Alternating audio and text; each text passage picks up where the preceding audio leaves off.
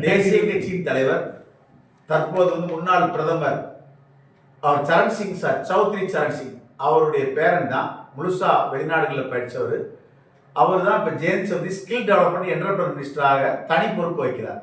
எங்களுடைய பொதுச் செயலாளர் உங்களுக்கு திரிலோக் தியாகிசா ஆர்கனைசேஷன் மிகப்பெரிய ஆளுமையான மனிதர். தமிழ்நாட்டில் எங்களுடைய தலைவர் டாக்டர் ஜி ராஜாராம், துணைத் தலைவர் டாக்டர் கார்த்திகேயன், பொருளாளர் ஏ திருநாவுக்கரசு மற்றும் அலுவலக அதிகாரிகள், மிகப்பெரிய அதிகாரிகள் வந்து சேர வரப்போறாங்க. அதெல்லாம் அடுத்த வாரத்தில் உங்களுக்கு நிறைய ஆட்களை நாங்கள் சொல்லுவோம்.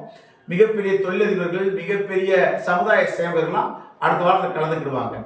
இந்த நோக்கம் கேட்டீங்க, தேசிய கட்சியுடைய மிகப்பெரிய நோக்கமே இன்னைக்கு மெயினாக நமக்கு விவசாயிகள் தான். இப்போ நீங்கள் இன்னைக்கு ஒரு காலத்தில் இந்திய அரசு ஒரு சட்டம் இயற்ற இருந்துச்சு, குறிப்பாக விவசாயிகளுடைய வருமானத்துக்கு டேக்ஸ் விதிக்கணும்னு வந்துச்சு. அன்னைக்கு இந்தியா விவசாயிகளுக்காக பாதுகாக்க வந்த மிகப்பெரிய தலைவர் நம்ம சௌத்ரி சரண் சிங் சார். அவருடைய ஒரு போராட்டம் தான் இன்றைக்கு வரைக்கும் விவசாயிகளுக்கு அவருடைய வருமானத்திற்கு டேக்ஸ் இல்லாமல் இருக்கு. ஏன்னா விவசாயிகள் உங்களுக்கு தெரியும், உழுகிறப்ப அவன் உழக்கு கூட மிஞ்சாதுமாங்க. அது இன்றைக்கும் நிலைமை தான். அதை மாற்றி அமைத்தவர் மாபெரும் ஒரு அரசியல் சக்தி, விவசாயிகளுக்காக தன்னை அர்ப்பணித்துக் கொண்ட மனிதர்.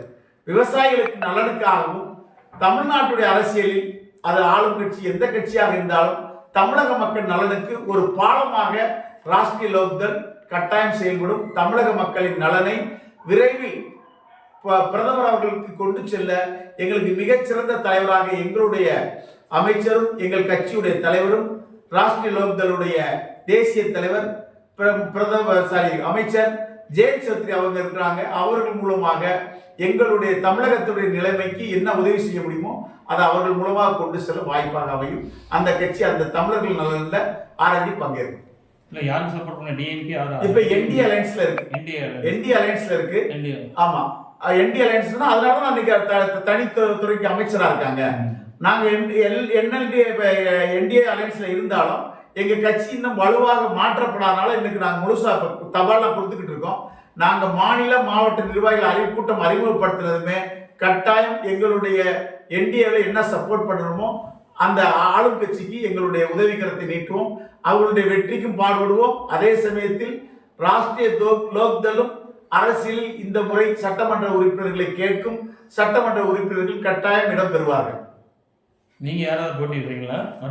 கட்டாயம் போட்டியிடுறதுக்கான தலைவர், மாநில தலைவர், மாவட்ட தலைவர் வாய்ப்பு இருக்கு. கட்டாயம் வாய்ப்பு இருக்கு.